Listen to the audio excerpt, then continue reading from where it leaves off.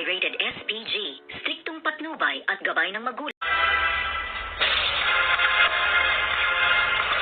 Good morning and welcome sa aking munting channel. At dito nga ay pinuntahan ng grupo ni Tanggol si Bubbles na habang nagluluto nga ng mga merienda sa harap ng tindahan dito nga sa loob ng Bilibid. At dito nga ay iniabot ni Tanggol ang pinaglagyan ng pagkain na binigay nga sa kanya nitong si Bubbles. At sabi niya nga maraming salamat Bubbles sa pagkain na ibinigay mo sa akin. At sabi naman ni Bubbles, hindi ka sa akin dapat magpasalamat kung hindi kay Chip Espinas dahil siya ang nagpadala sa iyo ng masarap na pagkain na inihatid ko sa iyo at ako lamang ay kanyang naatasan upang dalhan ka nga ng masarap na pagkain. At sabi naman dito ng kanyang mga kasamahan, di ba Tanggol siya yung nagpakuha sa iyo, bakit ka dinalan ng masarap na pagkain? At sabi naman ni Bubbles ay ganyan yan talaga si Chip Espinas,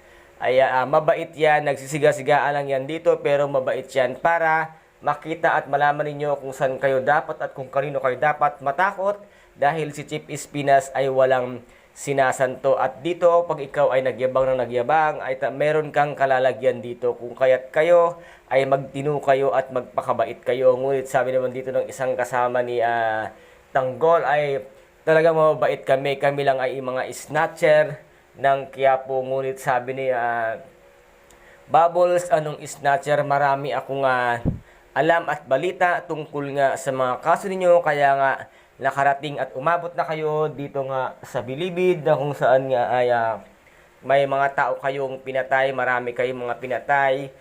Sangkot kayo sa droga. Sabi nga dito ni Bubbles. Kaya oo, magpapakabait kami, sabi naman dito ni Tanggol kay Bubbles. At kung saan naman ay ito namang si Warden ay kinausap niya na nga itong si Olga. At sinabi nga dito na pinasisingil na at kailangan na nitong si Chip Espinas yun ngang bayad na ipinangako sa kanila upang saktan at parusahan itong si Tanggol kasama ang kanyang mga kaibigan dahil nga daw malaki ang kasalanan ng mga ito sa kanya.